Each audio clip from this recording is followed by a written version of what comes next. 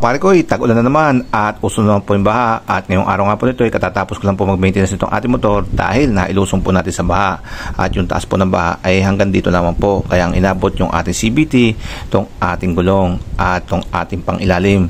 So nalinis na po natin siya at nagrasahan, kaya ngayong araw po na to ay magbibigay po ako ng tips kung anong gagawin dito sa inyong motor pag ito po ay nalubog sa baha. Tips number 1, syempre huwag niyo pong hayaan malubog sa baha itong inyong motor, lalo na po kung inyong motor ay tulad itong scooter dahil ito po ay mababa at marami pong vital parts yung aabutin ng baha dito. Pero syempre minsan wala po talaga magawa dahil natrap po tayo at bigla pong tumaas yung tubig. Kaya magagawa lang po natin ay alamin lang po natin kung hanggang saan po inabot ang baha dito sa ating motor. Hanggang dito lang po ba sa footboard? Hanggang dito sa pinakagitna niya? O lubog po hanggang dito sa ating upuan?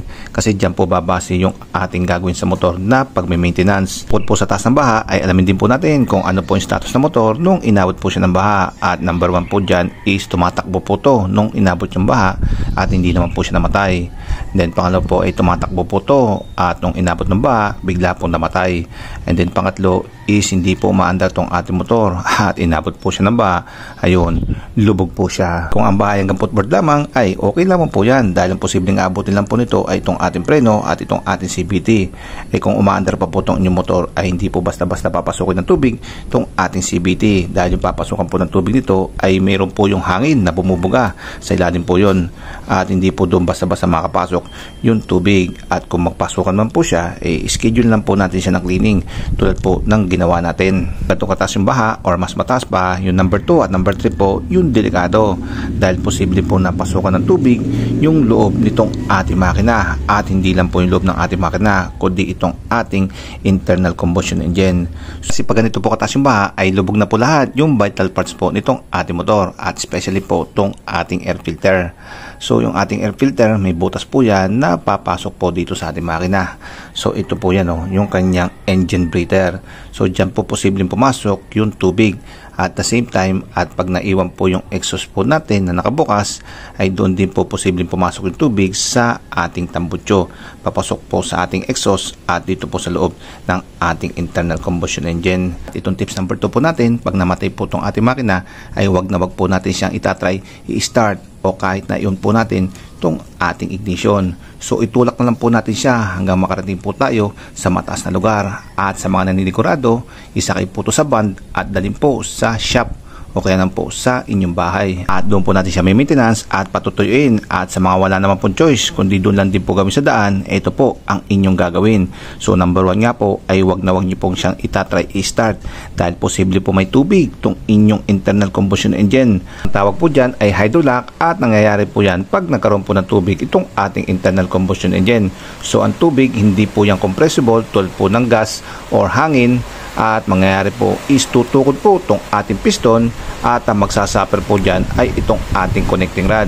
So mababali po itong ating connecting rod. So yan po yung pinaka-worst na mangyayari sa ating makina pag ito po ay nagkaroon ng hydrolock. Sigurado po, diretso po yung sa shop at upang di pa mangyari yun, ay tanggalin nyo po itong inyong spark plug dahil dito nyo po palalabasin yung tubig.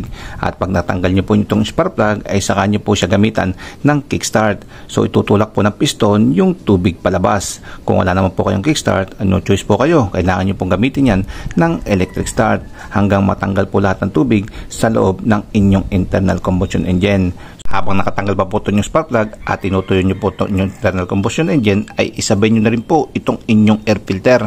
Buksan nyo po itong inyong air filter at tingnan nyo po yung condition nitong inyong air filter. So taga po basang-basa siya at hindi na po makadaan yung hangin, pwede nyo na po siyang hindi muna ikabit.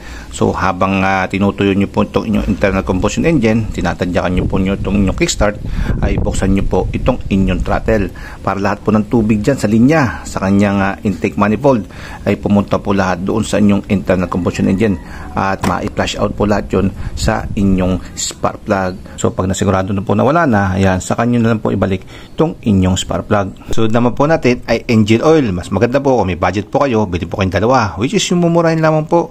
At ang isa po doon ay pang-flashing. Then yung isa naman po yung ilalagay po natin sa ating makina. Kasi posible po napasukan na po ng tubig to at hindi po yan maganda sa makina pag ito po ay may tubig. Then kung may matitira naman po ay pwede po natin ilagay yan dito sa ating gear oil. Posible po kasi na napasukan din po yan. So lagyan po natin siya ng bago para makasigurado po tayo, at pagdating lang po sa bahay ay saka lang po natin siya palitan ng ating pang gear oil po talaga.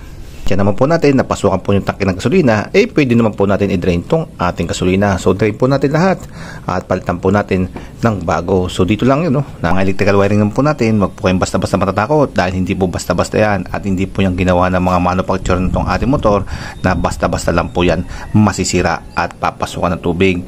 So dinisign po talaga yan na mabasa. Tulad po ng mga napapanood nyo na paglilinis po nitong ating motor, di po ba halos binabasa na po lahat, pero wala naman po nangyayaring masama.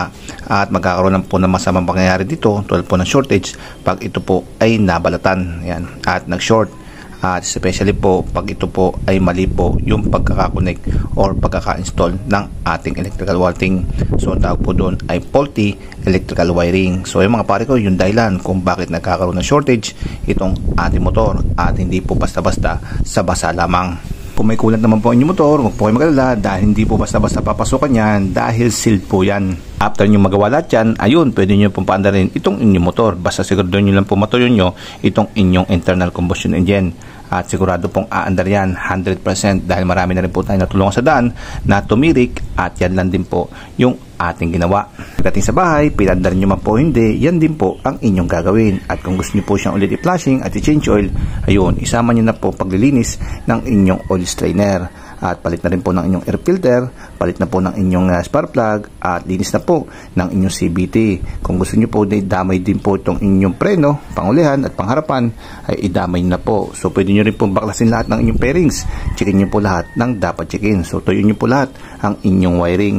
So yan po mga pare ko, kayang-kaya po yan ng DIY, at kahit na po hindi natin siya dalhin sa shop. So sa mga hindi pa po nakakaya, yun, no choice po kayo, kailangan nyo po yan dalhin sa shop upang magawa po lahat ng dapat gawin sa nabahan nyo motor. So hanggang dito lang po yung ating video, at ride safe na lang po ulit pagdating po sa baha. Paalam sa inyo mga pare ko, paalam.